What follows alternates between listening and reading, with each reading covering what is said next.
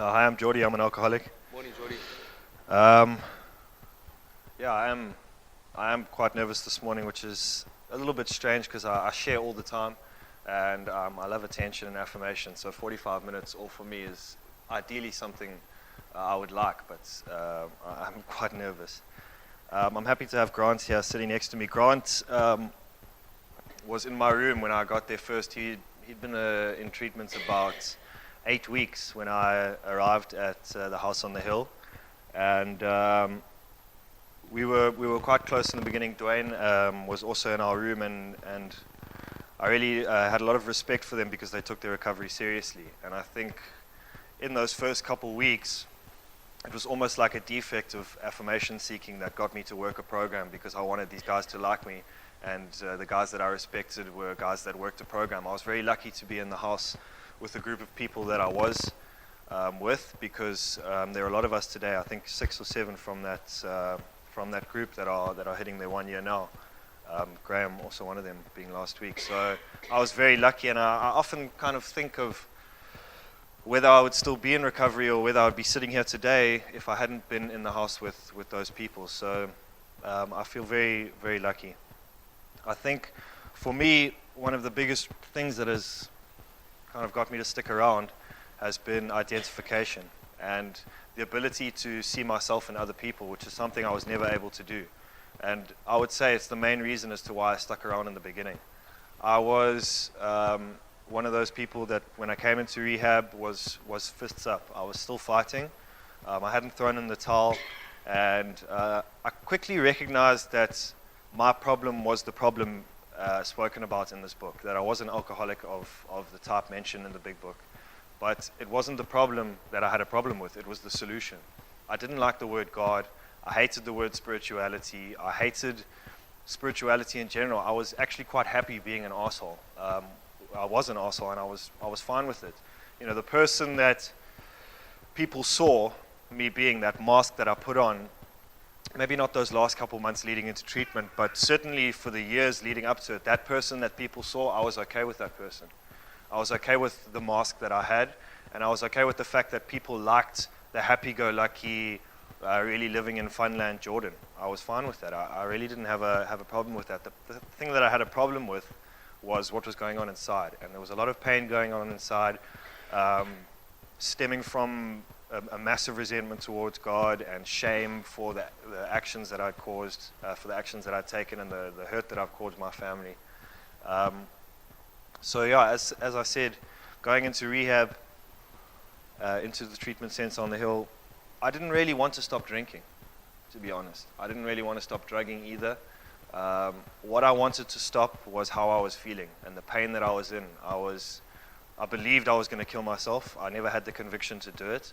I got close a couple times, but I didn't have the conviction to actually do the deed. And what I really wanted to stop was the pain, and it was Grant who was sort of in the same situation. He talks about that time that he met me for the first time, when I walked in and was kind of just so full of self-pity and anger and resentment and arrogance as well.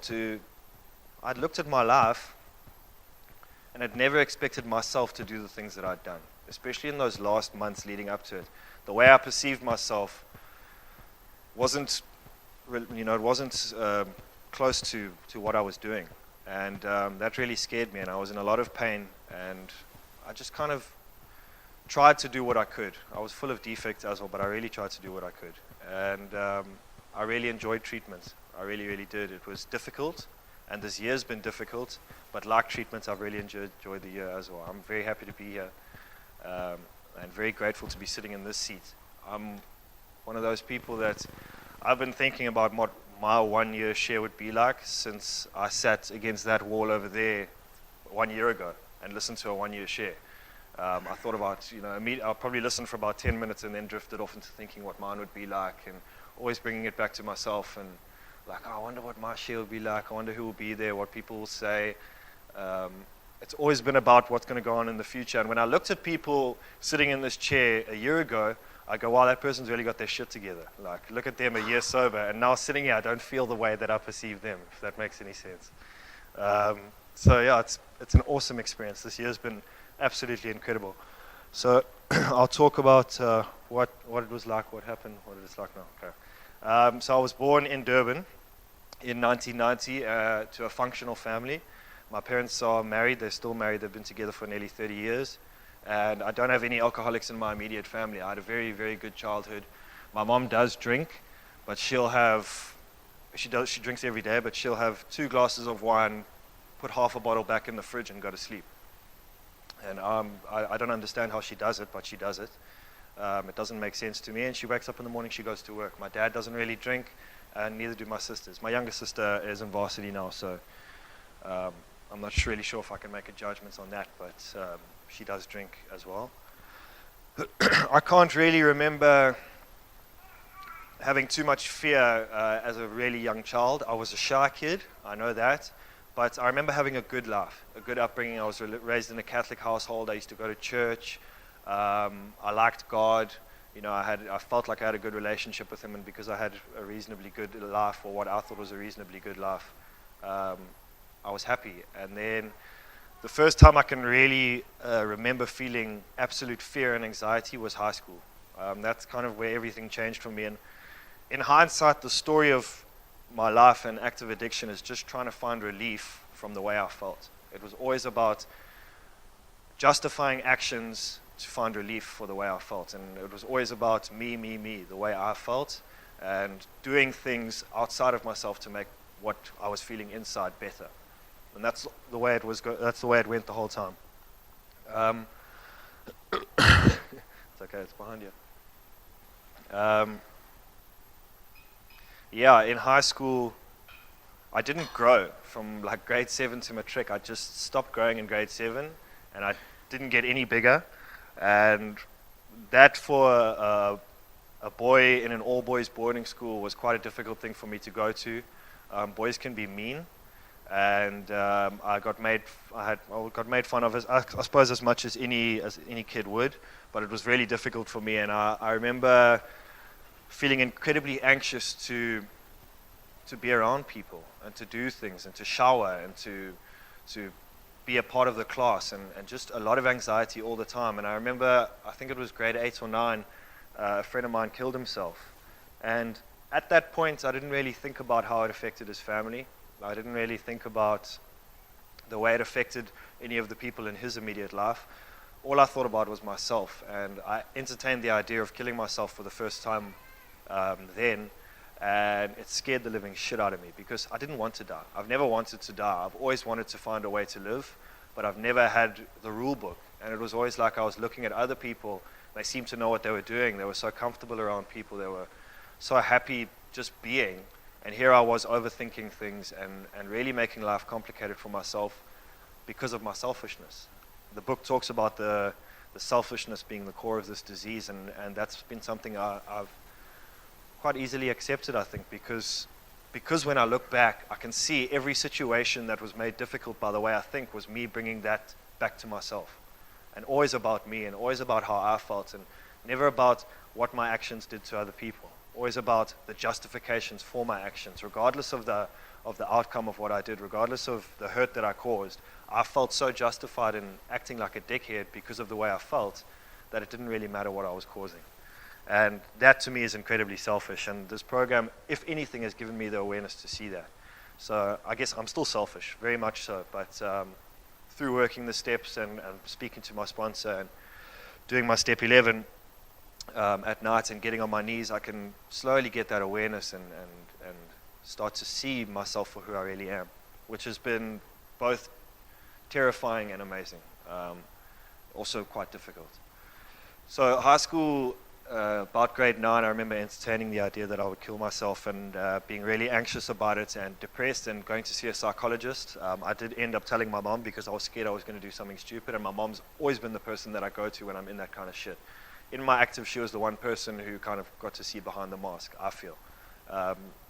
And I remember going to her, and she sent me to a psychologist, and I was prescribed medication, and it started a very long relationship on and off with anti-anxieties and antidepressants. So while I say I didn't use drugs in high school, I was on medication for a lot, and it was a form or a way that I found relief from myself. Another way that I found relief was through sport. I obsessed with playing sports. I played soccer every night. I played sport every day. I really, really went balls to the walls with sport because it gave me a chance to get out of myself, and because I was quite good at it, I got quite a bit of affirmation from it, and it gave me quite a lot of relief. And I did drink in high school. I drank for the first time when I was 12 or 13, and I got drunk, and I remember liking it, but not thinking of it like, wow, this is a solution. This is what I can do to make myself feel better, because sport was always that thing. It was always the thing that was going to make me feel better. So throughout high school, I drank periodically. I didn't go to clubs. I remember going to a club once and getting bounced, and I was so scared because I was small, and like I couldn't really talk to girls because they were all taller than me, and it was really difficult, the nightlife for me. So I stuck to myself. I played sports, and when I went to a friend's house that drank, I would drink, and I would drink a lot. When I left high school, the sport vanished. I went to Cape Town. I didn't go to a sporting varsity, so there was no sport for me there. And at the time, I didn't realize what was happening, but all that anxiety and that fear and that uncomfortability came back. And I didn't realize it was because I didn't have an outlet. I didn't have a way to find relief. But now in hindsight, I can see that's the way it went, because as soon as I stopped sporting, I tried my drug of choice, loved it, and realized I was going to use that, and used it pretty much every day from that point. I just carried on throughout varsity. And quite quickly, my life became unmanageable. In about 6 or 7 months, I was sleeping all day. I wasn't going to varsity. I was missing lectures. All I would do is drink at night and use my drug of choice during late afternoon, because I was waking up late. And I ended up failing. I spent about 18 months there and ended up failing and moving back to Durban to much of the same life.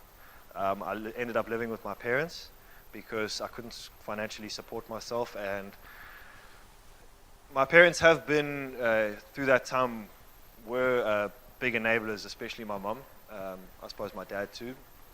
And when I first got into the rooms, I kind of wanted to point to that as like the reason for my behavior. Like, look, they enabled me. Look at what they did. They gave me all this stuff. They let me study for 5 years even though I was failing. Look, it's their fault. But it wasn't. It was me manipulating.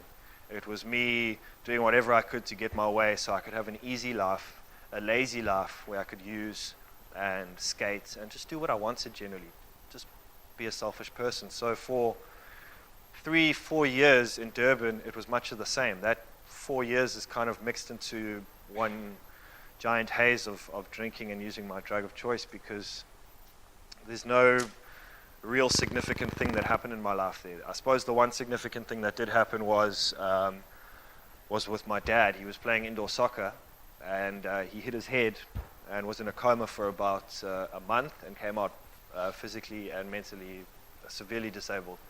But again, I didn't register with that. I didn't connect with that.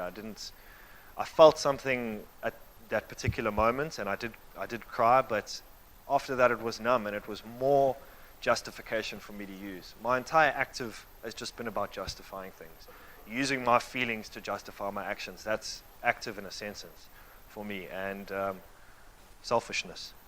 So in Durban, it was much of the same, using my drug of choice, living a lazy life, till the point came where I could no longer study anymore. I could no longer keep living the life I was living. I was 23.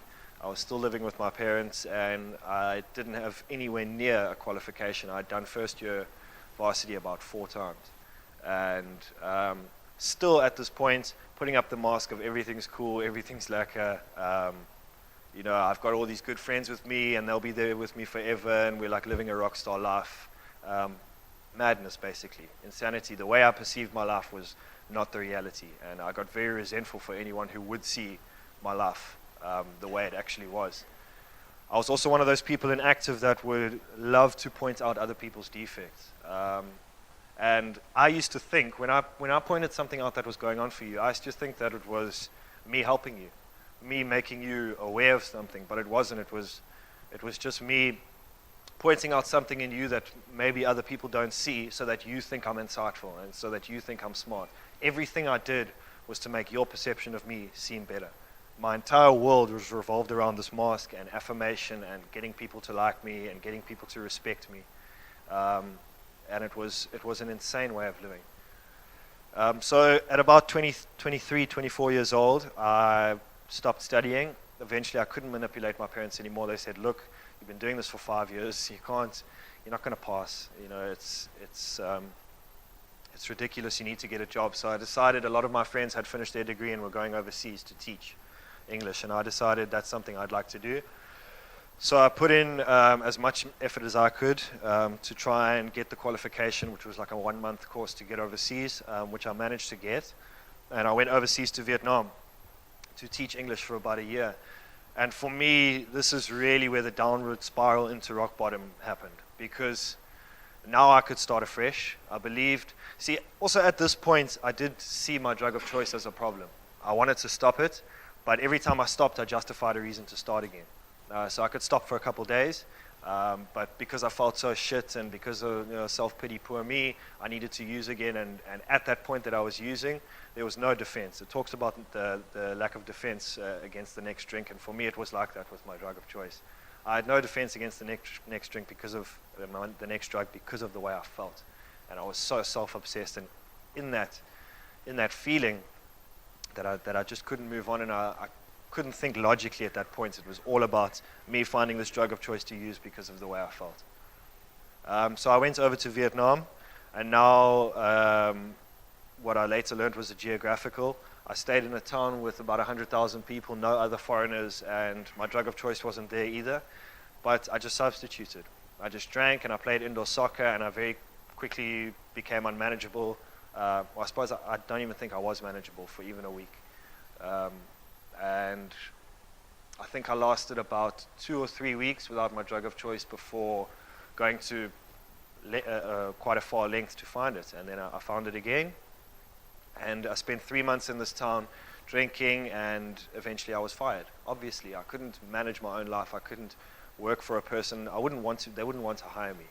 I can see that now in hindsight. At that point, I was quite resentful of it, of this person firing me. I thought I was doing a good job, but everything about this program has been about, I was living a blind life, and now in hindsight I can almost see things clearly, and every day that I work this program, something in my past becomes made aware because of a situation that I get into now in the present. And I'll deal with a certain situation and realize in my past, like, holy shit, that's what I was doing. Look how justified I was in my actions. Look how much I was hurting people. My mother especially. My mother was always that person, like I said, that was close to the real me and saw the real me. And funnily enough, she was the person I hurt most in my active, but she was also the first name on my resentment list, which is strange how that happens a lot. And it was a huge resentment that I had to deal with because of the way I felt she was controlling my life. But now, like I said, in hindsight, I can see that she was just trying to love me in the best way that she could. And I was just so full of defects and unwilling to get help. And it wasn't that I didn't want to be helped. It's just my experience with people who had tried to help me. I'd always looked at them as being quite patronizing, psychologists in particular. It wasn't as though they were trying to be that way, but they just didn't understand. There were plenty of times that I would say to my parents, you just don't understand what's going on. I wish I could explain it, but I can't. And that's why I think identification was such a big principle that kept me in recovery, especially in early recovery. So about 3 months into living in Vietnam, I got fired from my job, and I moved out of this town into Saigon, which is a big city, lots of foreigners, and this is where things really got out of control, to the point that I was drinking every night. I like to say I was using during the day, but I would wake up in the evenings, drink, and then go home, smoke until the mornings, early hours in the mornings, then get up and smoke some more, get out of bed, smoke some more, and then go to work, to the point where I wasn't getting out of bed anymore, to the point where I wasn't going to work anymore, to the point where I got fired. And eventually it was all night using, and early hours of the morning getting out on the streets, hustling, trying to steal, looking for a motorbike or some loose cash that I could steal, stealing from my roommates. I never actually stole. I used to walk around the city from like 5 until 8 in the morning looking for a store to steal and being like, okay, that's a good laptop to steal. I think I can steal it, like no cameras, really planning this shit out, and then not doing it because I was too scared of what might happen. Going back to my flat and stealing from my roommates because I was scared, and sitting in my room and using. And it was an incredibly painful situation for me, because the more I stole and the more my roommates tried to help me, the more resentments I built up, the more shame I built up, the more guilt I built up, and the worse I felt. So eventually, to the point where I had to use, to the point where my mind didn't work anymore, and it was so numb and hazy and foggy that that I couldn't think, and I couldn't overthink things, and I couldn't feel things, and that was where I liked to be. That was also quite a scary thing to come into recovery and to deal with. Was now being in recovery, getting into the house of the hill, I was raw. There was no filter between me and life and me and the people that I was interacting with, and I hated that. I hated feeling things. I've always hated feeling things, and even this year it's been very difficult for me to feel things. Even this weekend's been very difficult. I had to share on Friday at Musgrave. It was incredibly tough. I was shaking with anxiety, but the fact that I can get through it, the fact that I can expose that kind of madness and that fear to someone is what keeps me coming back, I think. Because when I share that with someone, they don't laugh, they don't judge, they just share an experience like that with themselves, which was awesome. So for those last 2.5 months in Vietnam, all I was doing was using. When I drank to blackout, and my life was all about finding that oblivion.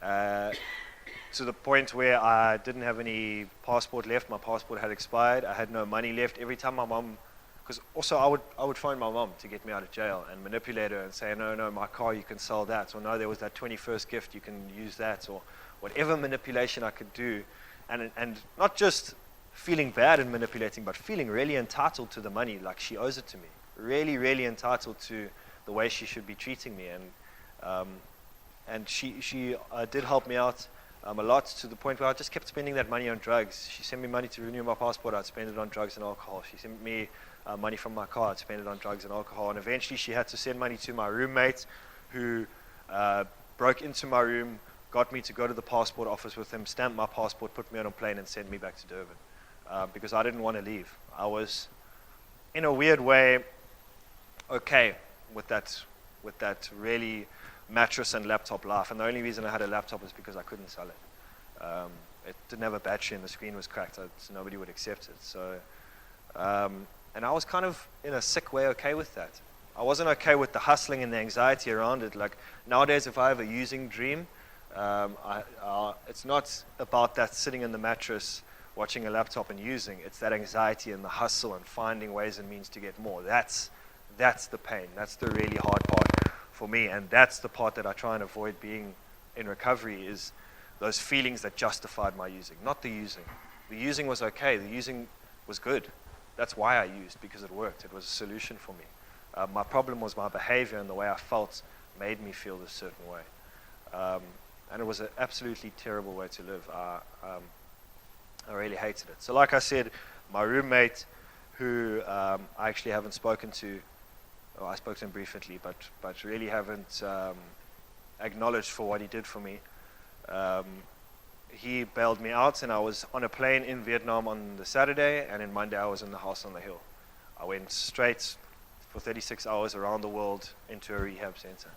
And when I got here, like I said, I was still fists up, and I was still full of argument, and because, like I said, I recognized that solution. As soon as people started saying things like restless, irritable, and discontent, as soon as they started talking about that selfishness and justification, justifying their actions, I recognized that. I identified with people.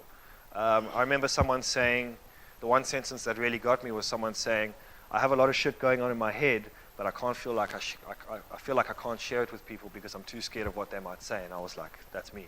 Like, that is me. I've never really heard anyone say that before. That's me. And it gave me a bit of courage to share my stuff. And luckily, like I said, because I was in a room with a bunch of guys who really wanted to work a program and who tried their best to work a program, and I had a lot of respect for them and wanted them to like me, so I almost worked a program because of it. I'd like to say that I'd thrown in the towel and fully conceded defeat, but it wasn't that case for me. It was me just trying to fit in again. And I didn't like the solution. I thought that now I'd recognized this problem, especially in those first couple of weeks, now that I'd recognized this problem, and now that I'd understood it in my head, The arrogant side of me wanted to say, well, I understand things now, maybe I can do it differently. I can find an easier, softer way that isn't a spiritual solution, a way that means I don't have to completely let go of control, a way that means I don't have to hand anything over to a higher power that, to be perfectly honest, I hate, because I did. I had a huge resentment towards the God that I understood, a religious God that pulled strings and made things happen in my life. I absolutely hated that God, and I hated life, and I hated whoever was responsible for making me the way that I was. That was a huge problem for me to accept that no matter what I do in my life, this is the way I'm going to be.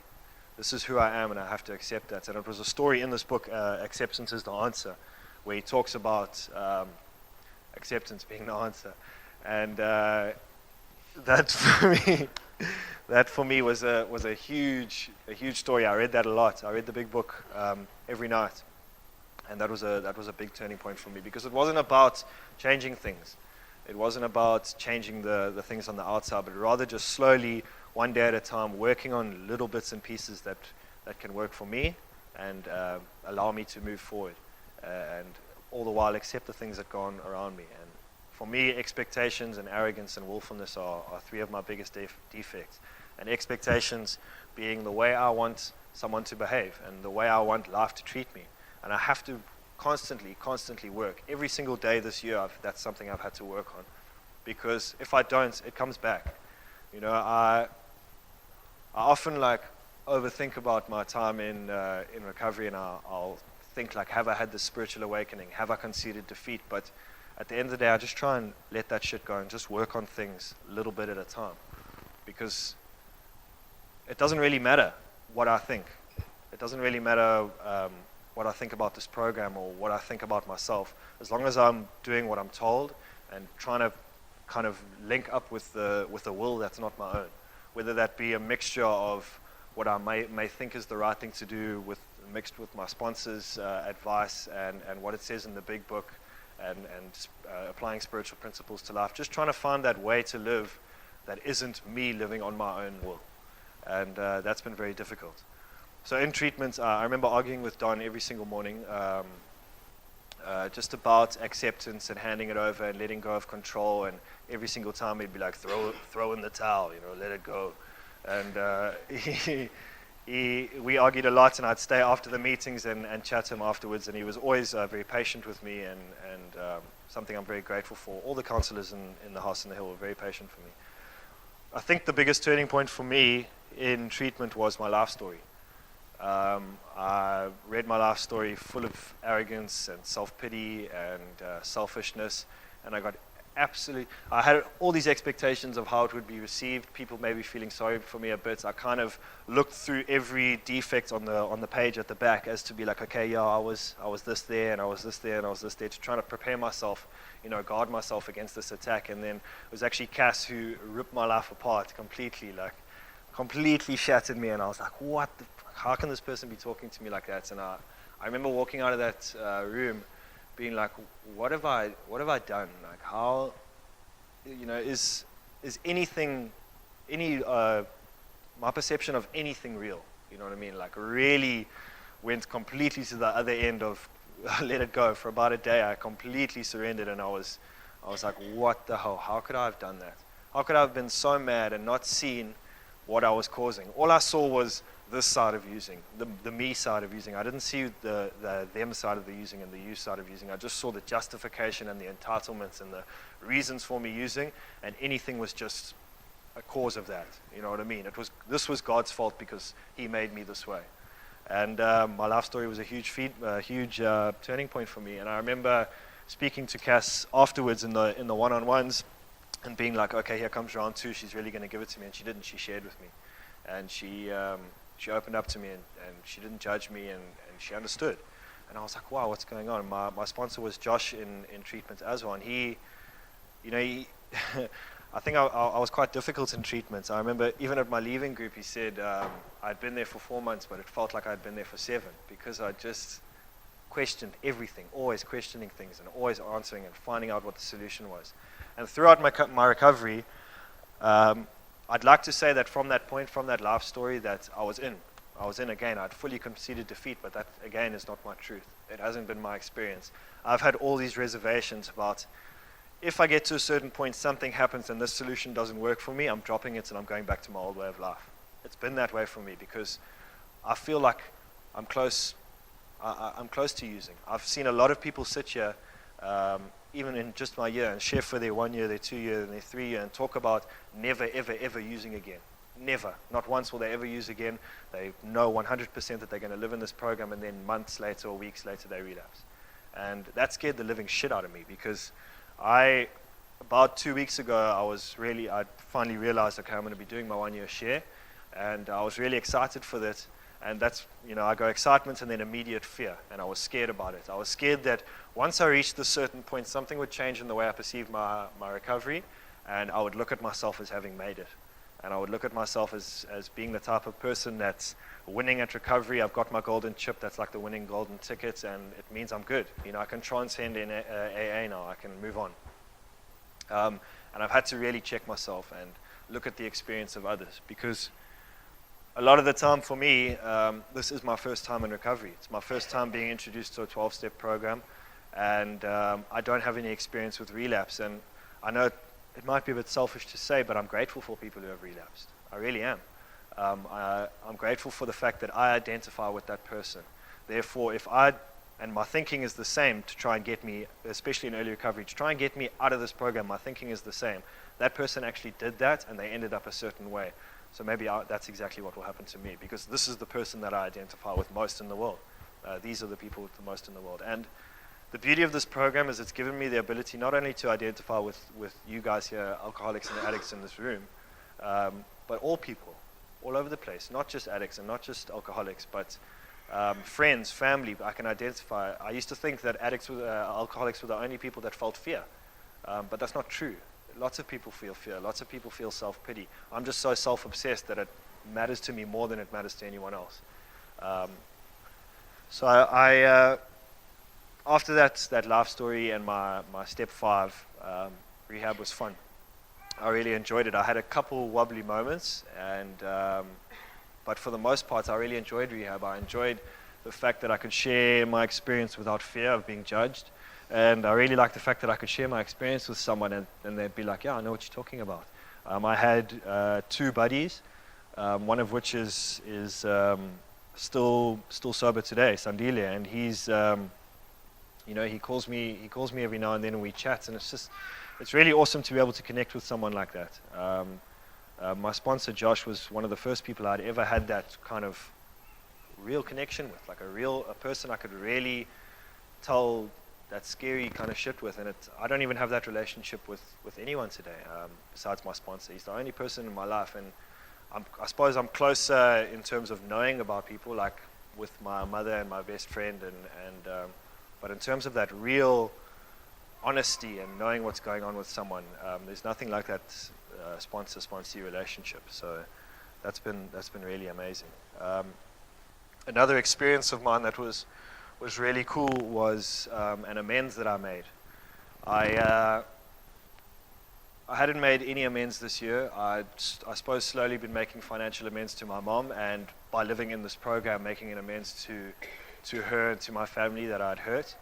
But I posted this thing on Facebook for my 1 year just to say I'm 365 days clean today, and one of the guys that I'd stole a lot of money from actually replied. He commented on the feed and said, well done, mate, keep it up.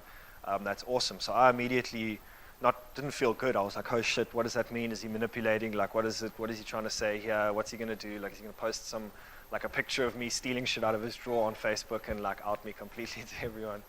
And I phoned my sponsor, and I remember saying to him, my previous sponsor had said that until I have that financial amends ready and until I'm ready to pay him back the money that I owe him, I shouldn't address him, and I shouldn't make false promises to him to say, yeah, no, I've got your money, I'm going to get it to you when I've got it to you. And I phoned my sponsor, and he said, listen, it sounds like this guy's approached you. Maybe you should say something to him. And I did, and I just explained to him. I didn't promise him anything. I just acknowledged what I'd done to him. And I told him how far I'd got in paying him, in getting the money together. And I had 40 different expectations of how he would react. I had, he's going to be cool, he's going to be shit, he's going to hate me, he's going to out me, like all these different ways of how he would react. And he was just like, man, it's so good to see you doing well.